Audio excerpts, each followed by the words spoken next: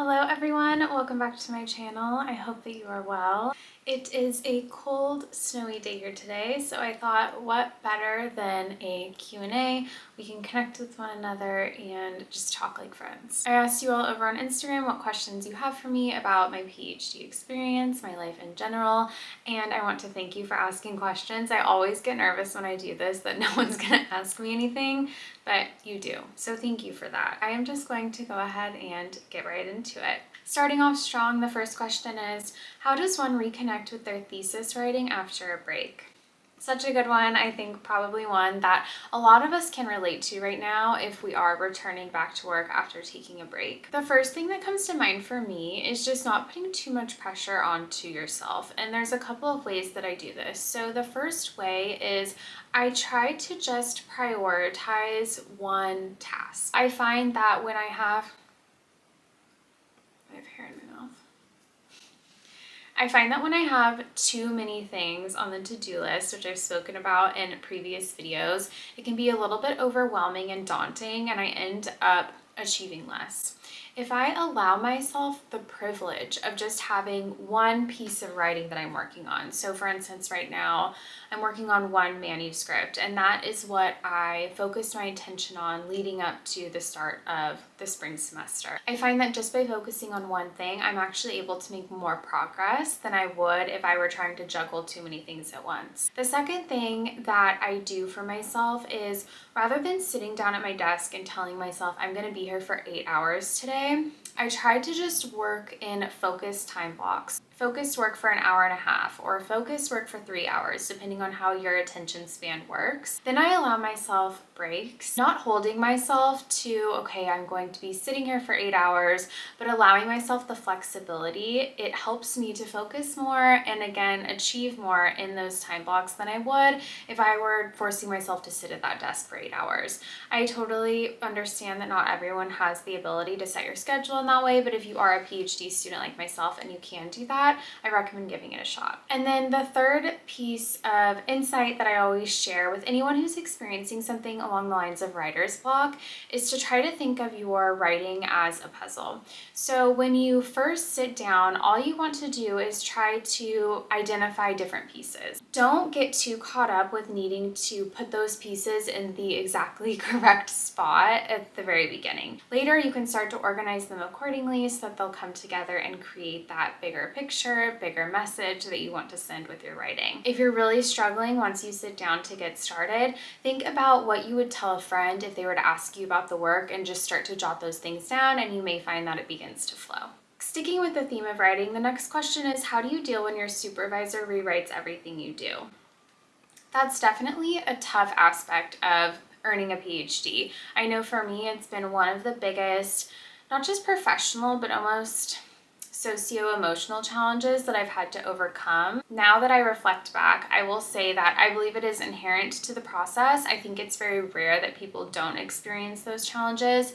I think it's a necessary part of our growth and development, not just as researchers or scholars, but also as individuals. We have to sort of challenge ourselves to identify and develop the skills to take what's valuable and leave what isn't and move forward. And that can be really difficult and take a lot of time. I recently shared a post that I think gets at this a bit of how we can overcome and move forward after criticism. So I will see if I can link that down in the description, or you can head over to my Instagram to take a look, and hopefully that is helpful for you as well. Overall, I would say try to remember that you aren't alone in your experience. This isn't unique to you. That was an idea that I struggled to overcome a lot, was thinking that it was personal or that there was something wrong with me. And I don't necessarily think that that's true. Someone asks, what are you doing your PhD in? Which year are you in? That might be some helpful context. So I am getting a PhD in experimental cognitive psychology. So I'm a research scientist. I'm a 5th year PhD student. So likely in the last year of my PhD, assuming all goes well with my dissertation. And I specifically, sorry, they're plowing the snow outside on our street. Hopefully it's not too loud. I specifically study the way that people learn and remember environments. I'm particularly interested in the role that metacognition plays. So when we reflect on whether or not we will be likely to remember the environment or elements of the environment, such as landmarks in the future, are we accurate in our predictions or are we inaccurate? Do we later become lost? And I'm interested in different cues that can contribute to that relationship between our predictions and performance. A lot of the times my stimuli either consist of virtual reality environments that people navigate through or maps. I create a lot of map displays for my research. In my PhD, I've also done some work with complex virtual Lego models, looking at the role of elaboration. So if we provide people with additional elaboration about errors that can occur in those models, does it help to aid error detection later at test? Backing up a little bit, another question asks, what made you want to pursue your PhD? What type of career path would you have if not? So I would say that my undergraduate advisors are what made me want to pursue my PhD. They're the ones that encouraged me to do so. As a first-generation college student, to have the ability to not only get a graduate degree free of cost, so to have them pay for your education, but then also to provide you with a living stipend, it was an opportunity that I could not turn down. And so in that sense, it was a really easy decision. It was an honor and something that not only did I think would change my life, but I thought would change the lives of future generations. And so despite all of the challenges that I've faced mentally and physically throughout my PhD, I still believe it was the right decision for myself and future generations. Once I started majoring in psychology and taking the classes, I never looked back. It was absolutely my calling. I loved it and I still do. If I wasn't doing this, so if I had to go back to school right now, clean slate, study something different, I would probably do something with interior design. I love homes and I would love to renovate homes and maybe tie that into writing somehow too. That's probably what I would do if I had to start fresh at this point. Someone asked how to make sure being a PhD student doesn't become a majority of your sense of identity. Great question. This is a deep one and a really important one, and I completely know what you mean. So I would say that probably around the second year of my PhD is when I started to realize that not only was it all of my identity, but that was a problem for my wellness and my success, and I needed to make some changes. And so it took time for me to uncover ways that I can do that, and I think it's a process, right? I wouldn't say that like I perfected the art or anything like that, but I have come up with some tools that I think can help. So the first thing I would say is setting boundaries. And one area where you can set boundaries is with your schedule. Probably around that time in my PhD is when I stopped working on the weekends and stopped working in the evenings. This is going to be something that, depending on your personal experience, may vary. You may not be able to take weekends off. Maybe you have to go into the lab to do something on the weekends. I would say just to try and find consistent times in your schedule where you are taking time off of work for yourself. And I found that in those times is when I could start to kind of nurture and grow aspects of myself that I loved outside of my academic achievements. So for me, it could be something really simple, like going to thrift stores, which reminds me of my roots and how I grew up. It brings me back to that and allows me to sort of like discover and exercise creativity, which I really enjoy. It can also be going for walks, getting exercise.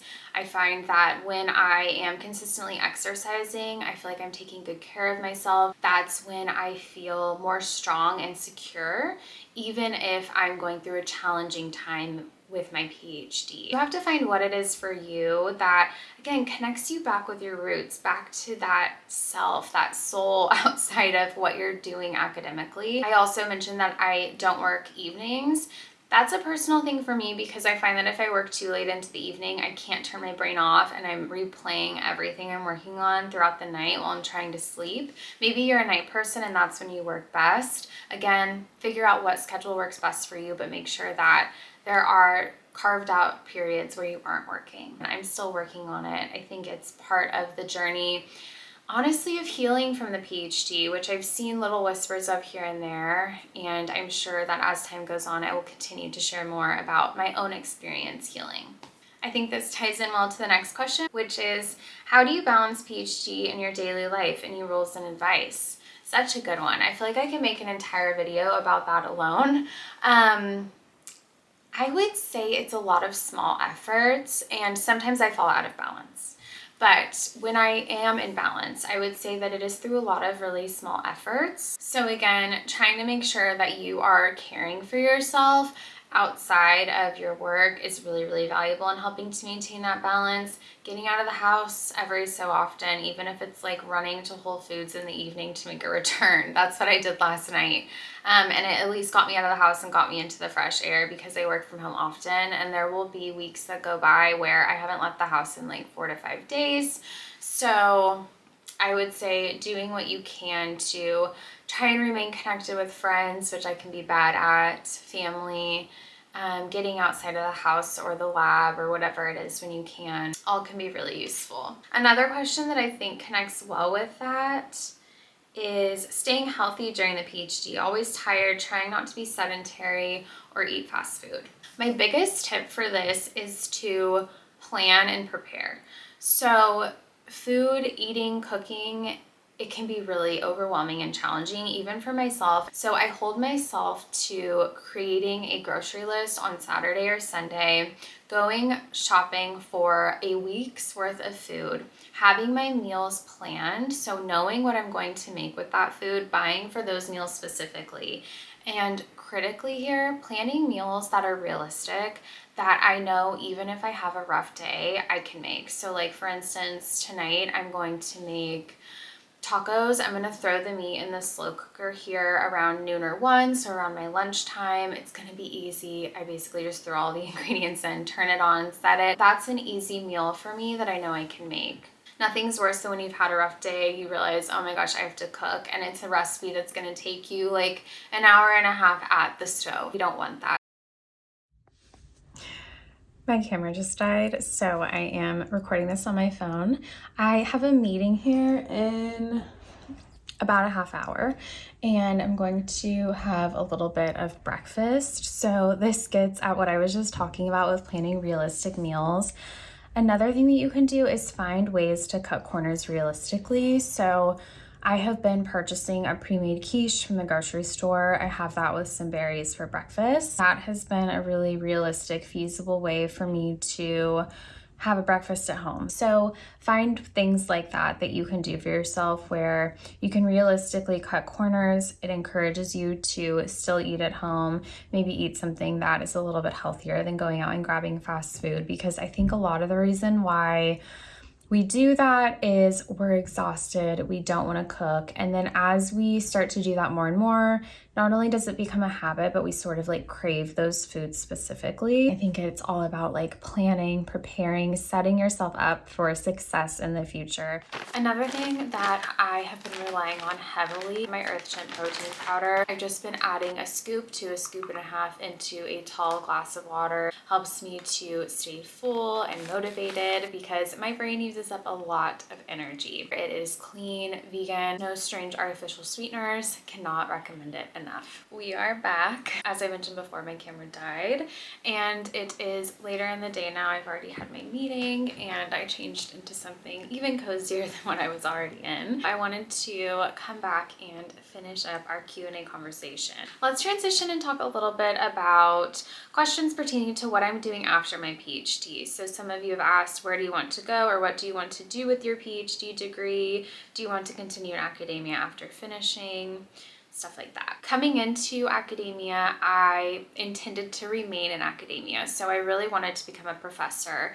It was my dream, my goal, and a huge motivating factor in pursuing the PhD in the first place. And I was pretty stubborn about that intention. As time has gone on, my vision has shifted a little bit. I was actually recently listening to a podcast where they spoke about how sometimes God can change our path.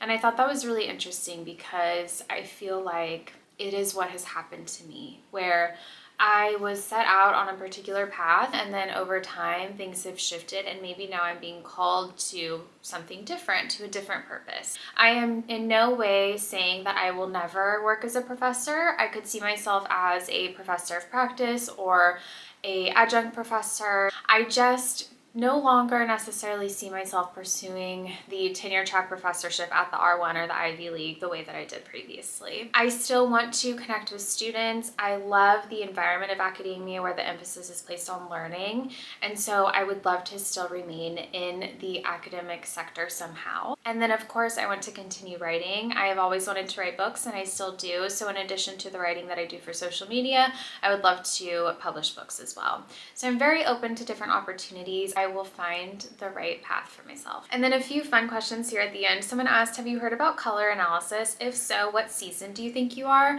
I have heard of it, and I have tried looking up and figuring out what season I am, but it seems like whenever I think I'm one season and I think, okay, that celebrity looks similar to me, then I see a different one and I'm like, oh, maybe it's that one. So I do not know. If you think you know what season I am, please let me know because I'm super curious about it. Someone also asked, where is your cute jacket from? I think this is about the jacket that I was wearing in the photo that I posted when I shared the Q&A box.